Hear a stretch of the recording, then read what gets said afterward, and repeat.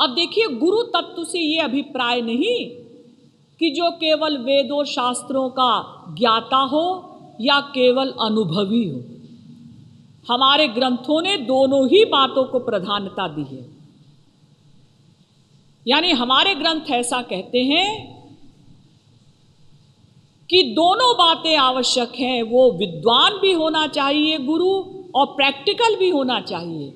लेकिन मेरी राय में अगर कोई संत विद्वान नहीं भी है, लेकिन वो ईश्वर का दर्शन कर चुका है, ईश्वर प्राप्ति कर चुका है, तो ऐसे संत से भी हमारा काम बन सकता है। क्योंकि जिसने ईश्वर को प्राप्त कर लिया तो सारे वेद शास्त्र उसके मस्तिष्क में अपने आप आ जाएंगे। देखिए, हमारे यहाँ लोक में और वेद में 3 शब्द पढ़ने और सुनने में आते हैं। ध्यान दीजिएगा, पुरुष, महापुरुष, परम पुरुष। इसी को हम ऐसे भी कह सकते हैं, जीवात्मा, महात्मा, परमात्मा। तो जो पुरुष उस परम पुरुष को प्राप्त कर लेता है, यानी जो जीवात्मा उस परमात्मा को प्राप्त कर लेती है, वो महापुरुष अथवा महात्मा की उपाधि से विभूषित हो जाती है। यानी जो जीव भगवान को प्राप्त कर लेता है, जान लेता है, वो संत बन जाता है, महापुरुष बन जाता है। लेकिन किस जीव ने ईश्वर को जान लिया है, कौन जीव महापुरुष बन चुका है, ये हम कैसे समझेंगे? क्योंकि जिस प्रकार से भगवान प्राकृत इंद्रिय मन बुद्धि से परे हैं, उसी प्रकार से संत भी प्राकृत इंद्रिय मन बुद्धि से परे होते हैं। लेकिन फिर भी कुछ शब्द प्रमाण, कुछ अनुमान प्रमाण, कुछ प्रत्यक्ष प्रमाणों के द्वारा संतों को पहचाना जा सकता है। वैसे तो जिस प्रकार से ABCD पढ़ने वाले विद्यार्थी का अपने प्रोफेसर की योग्यता का निर्णय करना हास्यास्पद है, उसी प्रकार से एक आध्यात्मिक शिष्य, आध्यात्मिक विद्यार्थी का अपने पूर्ण आध्यात्मिक पुरुष गुरु की योग्यता का निर्णय करना भी हंसी की बात है। लेकिन अनंतानंत जीवों ने संतों को पहचाना है, उनके शरणागत हुए हैं, उनकी बताई हुई साधना एवं सहयोग से ईश्वर प्राप्ति की है। तो जब कोई भी काम एक व्यक्ति कर सकता है तो उसे सभी कर सकते हैं, ये सहज सिद्ध है। देखिए, महापुरुष तत्व को समझने के लिए हमें ये समझना होगा कि 4 प्रकार के लोग होते हैं। इनमें 2 हैं महापुरुष और 2 हैं दंभी पुरुष। नंबर 1,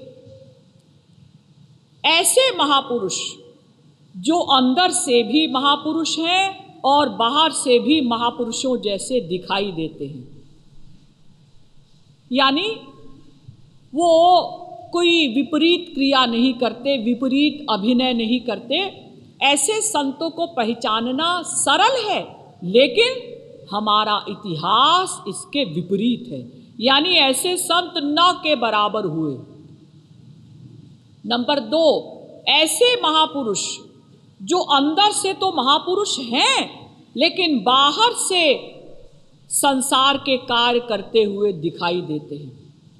ऐसे संतों को समझना बड़ा कठिन हो जाता है, क्योंकि हम तो बाहर की क्रिया से ही किसी का निर्णय लेना जानते हैं।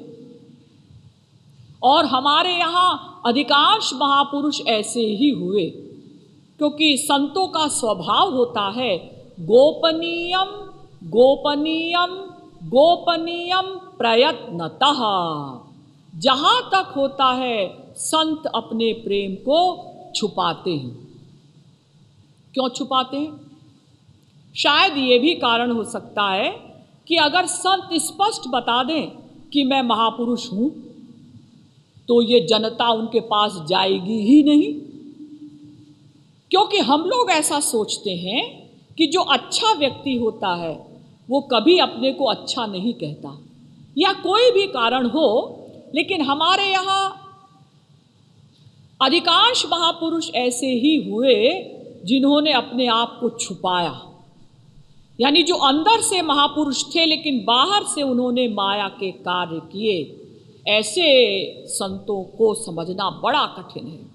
अब नंबर 3, ऐसे माइक पुरुष, महापुरुष नहीं, ऐसे सांसारिक पुरुष, दंभी पुरुष, जो अंदर से भी दंभी हैं, बाहर से भी दंभी हैं,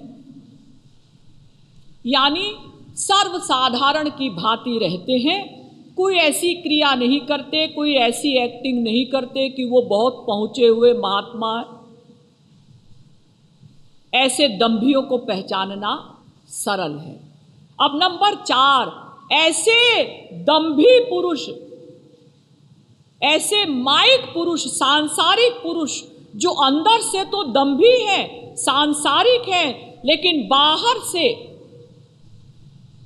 ऐसी क्रिया करते हैं, ऐसा अपने को शो करते हैं कि बहुत बड़े महात्मा हैं, यानी वेदों शास्त्रों पर प्रवचन भी देते हैं,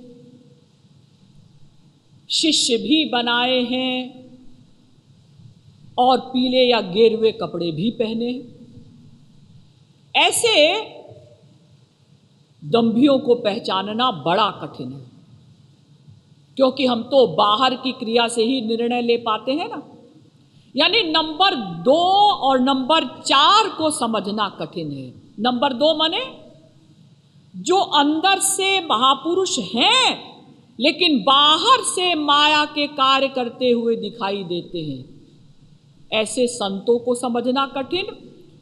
और नंबर 4 माने जो अंदर से दंभी हैं लेकिन बाहर से अपने आप को संतों जैसा दिखाते हैं, ऐसे दंभियों को पहचानना बड़ा कठिन होता है। आप लोग कहेंगे दीदी, अगर कोई अंदर से संत है तो वो बाहर से माया के कार्य क्यों करेगा? लेकिन शायद आप लोगों ने इतिहास के पन्ने नहीं पलटे। हमारे यहाँ तो 99.9% महापुरुष ऐसे ही हुए जिनका अंतरंग दिव्य था लेकिन बहिरंग प्राकृत था, माइक था, मटीरियल था। लेकिन एक बात समझ लीजिए कि एक बार वास्तविक ईश्वरीय ज्ञान हो जाने के पश्चात पुनः अज्ञान हावी नहीं हो सकता। एक बार ईश्वरीय आनंद मिल जाने के पश्चात फिर दुख का अधिकार नहीं हो सकता, क्योंकि एक बार अगर किसी ने ईश्वर प्राप्ति कर ली तो सदा पश्यन्ति सूरयः तद विष्णोः परमं पदम सुबालश्रुति, सदा के लिए वो दिव्यानंद का अनुभव करता है। क्योंकि एक बार ईश्वर प्राप्ति हो जाने पर अगर माया पुनः हावी हो जाए तो मनुष्याणाम सहस्रेषु कश्चिद् यतति सिद्धये यततामपि सिद्धानाम कश्चिन् माम वेत्ति तत्वतः। गीता 7वें अध्याय का 3रा श्लोक के अनुसार कौन सहस्रों जन्म प्रयत्न करे और फिर माया के अंडर में हो जाए? जिस प्रकार से गेहूं, चावल और चने के बीज को यदि आप भाड़ में भुनवा लेते हैं तो यद्यपि वो लावा के रूप में दिखाई देता है, लेकिन उसकी बीज शक्ति सदा के लिए नष्ट हो जाती है। अब आप किसी भी साधन से उसे पुनः अंकुरित नहीं कर सकते। इसी प्रकार से एक बार ईश्वर प्राप्ति हो जाने पर जब माया चली जाती है तो सदा के लिए चली जाती है। फिर माया के विकार उस संत पर अपना अधिकार नहीं जमा सकते। फिर भी हमारे यहाँ संतों ने माया के कार्य किए। क्यों?